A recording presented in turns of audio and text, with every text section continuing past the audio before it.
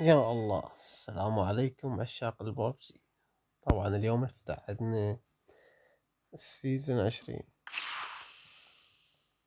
مثل ما تشوفون.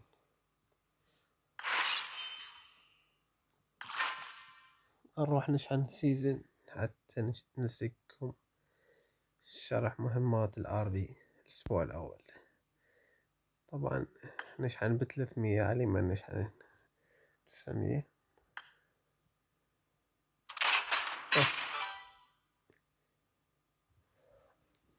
هاي شحنا السيزن جمع. الله، بدلة مال الآر1. هلو موسين، هلو. هاي شنو هاي؟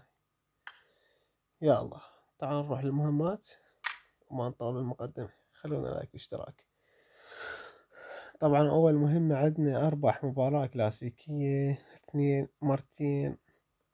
مرتين خلال ارتداء خوذة القوات الروسية المستوى 3، يعني خوذة ليفل 3 مرتين وانت لابسهم تفوز بالجيم.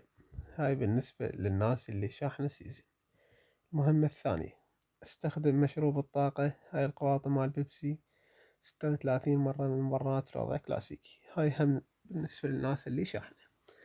نجي المهمات للناس اللي ما شاحنة وأي واحد يعني يقدر يكملها.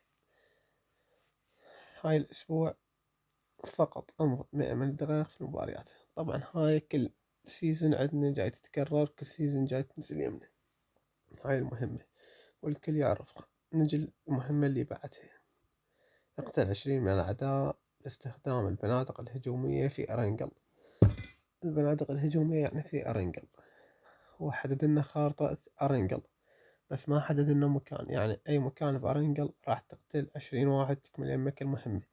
البنادق الهجومية كل احنا نعرفها، M4 AK M16 سكار، أي واحد من عندهم راح تكمل يمك المهمة. المهمة اللي بعدها مكافأة الصديق الإضافي. اكمل 7 من المباريات مع الأصدقاء في الوضع كلاسيكي. طبعا تنزل انت وصديقك 7 أيام، يعني حتى لو حسابك الثاني في الوضع كلاسيكي أي خارطة راح تكمل يمك المهمة. المهمة اللي بعدها تعزيز الفريق. التقط مسدس المميض يعني الفلير 6 مرات في الوضع، 6 من المباريات في الوضع كلاسيكي، يعني أي واحد من الفريق يلقى فلير راح تنحسب تكمل يمك المهمة.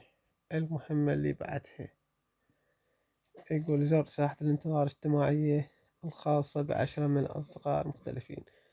هاي سهلة كلش، هسه ننزلكم عليها فيديو خاص بيها.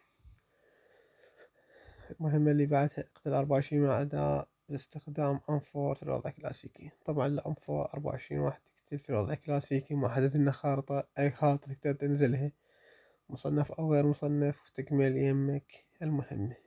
المهمة اللي بعدها التقط خلال 3 من المباريات في الوضع كلاسيكي.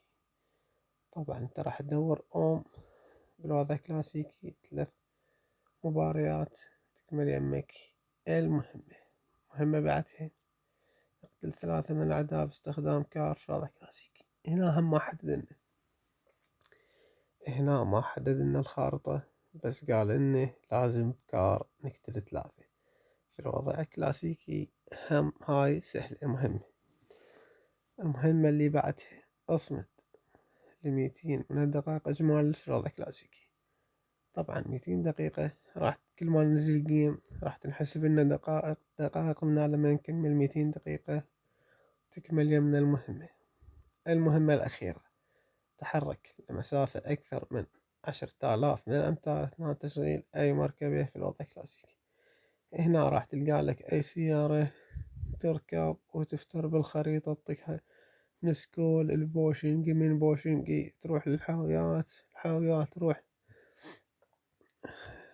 تروح نحت نسيت الخرائط ما شو اسم المناطق والانقل، راح تكمل يمك المهمة.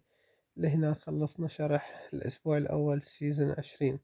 لا تنسونا بلايك واشتراك حتى نستمر. مال زر ساحة الانتظار راح نزلكم مقطع عليه. مع السلامة.